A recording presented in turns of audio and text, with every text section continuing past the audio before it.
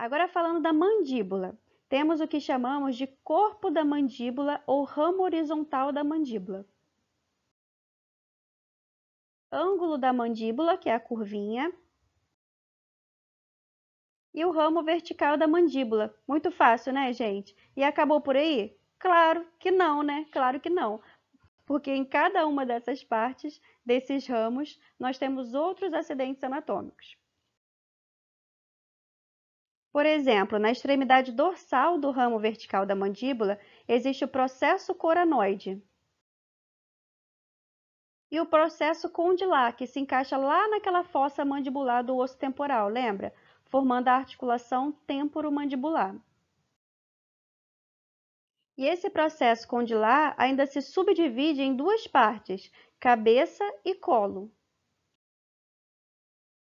Entre os processos condilar e coranoide, temos um cantinho, chamado de incisura também, mas nesse caso, incisura mandibular. Lembra da incisura nasoincisiva, que também é um cantinho.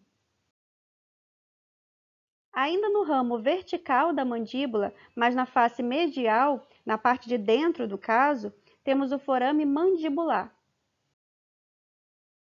Já na extremidade mais rostral, podemos ver o forame mentual ou mentoniano. E unindo os dois corpos da mandíbula, porque lembrem-se que a mandíbula é um osso duplo, está a sínfise mentoniana, ou sínfise intermandibular, ou sincondrose mandibular, dependendo da espécie. A essa região da mandíbula que não tem dentes, a gente dá o nome de borda ou margem interalveolar, ou o nome único de diastema. Eu prefiro margem interalveolar, porque está entre os alvéolos dos dentes. Vocês vão ver daqui a pouquinho que alvéolo é o local onde cada dente se encaixa. Então, a margem interalveolar, para mim, faz mais sentido. Inter de entre e alveolar de entre os alvéolos dos dentes. E agora, sobre os dentes, podemos citar os dentes incisivos, caninos, pré-molares e molares. Mas eu falo melhor sobre eles, a quantidade em cada espécie e tudo mais, na aula de anatomia do sistema digestivo, que está aqui no canal já. Nessa aula, vamos nos concentrar em falar só do nome deles, para não ficar muito extenso, tá bom? Antes de nomear e numerar os dentes, deixa eu só falar mais uma vez para vocês que alvéolo dentário é a cavidade onde cada dente se insere. E cada dente tem várias faces. Aqui eu só vou citar para vocês duas. A face vestibular, que é a parte do dente que fica em contato com os lábios ou com as bochechas, e a face oclusal, que é a face do dente que fica em contato com o dente da outra arcada, inferior ou superior. Mas é só uma introdução, falaremos melhor sobre esses detalhes outro dia. Então, temos os dentes incisivos, que são os mais rostrais e que ficam em contato com os lábios. Mas não é só isso, a gente não pode falar só que ele é incisivo e acabou. Se eu peço para vocês retirarem o dente incisivo, vocês vão tirar todos eles? Não, né? Então, a gente precisa nomear cada um. Como a gente faz isso, pessoal? É simples. Lembra daquela aula em que a gente definiu o que era lateral e o que era medial? Então, vou precisar que vocês se atentem a isso.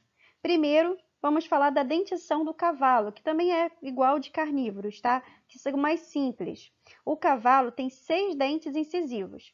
Considerando que a mandíbula é um osso duplo e tem então duas partes, a gente tem 6 dentes no total, mas sendo 3 do lado esquerdo e 3 do lado direito, certo? Então, vamos considerar os 3 dentinhos incisivos do lado esquerdo. Se são 3, aquele que fica mais lateral, a gente vai chamar de incisivo lateral. Já o que fica mais para o meio, a gente vai chamar de incisivo medial. E o dentinho do meio, gente? O do meio é o incisivo intermédio. Fácil, né? Então, do lado direito, o cavalo tem os dentes incisivos direitos, medial, intermédio e lateral. E do lado esquerdo, a mesma coisa. Dentes incisivos esquerdos, medial, intermédio e lateral. Tudo certo até aqui? Mas, no caso de bovinos, complica um pouquinho mais, porque ele tem 8 dentes incisivos na arcada inferior, ou seja, na mandíbula, né? ao invés de ter só 6, como os carnívoros e os equinos. Então, além de ter os dentes incisivos lateral e medial, ele tem 2 intermédios. Aí, como a gente vai fazer para diferenciar esses 2 intermédios, gente? Nesse caso, a gente vai chamar de intermédio lateral, se ele for mais próximo do incisivo lateral, e intermédio medial, se ele estiver mais perto do incisivo medial. Não é difícil não, é só se atentar direitinho que vocês pegam. Fica assim então no bovino, como nessa imagem aí. Tanto do lado esquerdo quanto do lado direito, a diferença é que a gente vai acrescentar o direito ou o esquerdo ao nome. Mas fica assim, dentes incisivos medial, intermédio medial, intermédio lateral e lateral. Entendido? Nessas imagens, vocês também podem ver os dentes caninos, no caso de equino e de carnívoros. Já os dentes premolares, como são também mais do que um, diferente dos caninos, a gente precisa nomear, mas a gente nomeia numerando cada um deles, tá? Então, contando a partir da parte rostral para caudal, em bovinos temos o primeiro, o segundo e o terceiro dentes premolares. E a mesma coisa nos dentes molares. Eles também são apenas numerados, contando a partir da extremidade rostral para caudal. Então, no bovino temos o primeiro, o segundo e o terceiro dentes molares.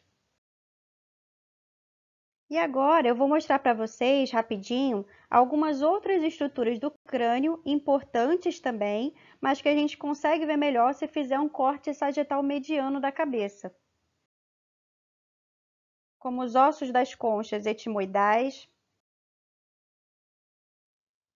a cavidade craniana, que aloja o encéfalo, né? Os canais do nervo hipoglosso,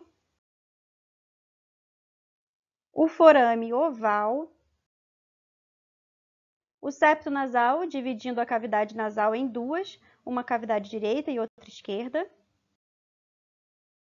Alguns seios paranasais também, nesse caso da imagem, é o seio frontal dos bovinos. E que quando está com secreção e inflamado, é o que chamamos de sinusite, ou seja, a inflamação do seio. E nós também temos esses seios paranasais, por isso que quando a gente tem uma sinusite, a gente sente um peso e um incômodo grande nessa região da testa e embaixo dos olhos, principalmente, né? Porque essas cavidades, ao invés de estarem vazias, estão, no caso da sinusite, cheias de secreção. E para finalizar, o osso ou aparelho ióide. O osso ióide, gente, é um osso que fica na parte anterior do pescoço, abaixo da mandíbula e à frente da porção cervical da coluna vertebral. Não está articulado com nenhum outro osso, apenas com músculos, ou seja, ele é suportado apenas pelos músculos do pescoço. Ele sustenta a base da língua, a faringe e a laringe e ajuda o animal a engolir. Geralmente é referido como um único osso, mas é composto de várias porções individuais, unidas por cartilagem.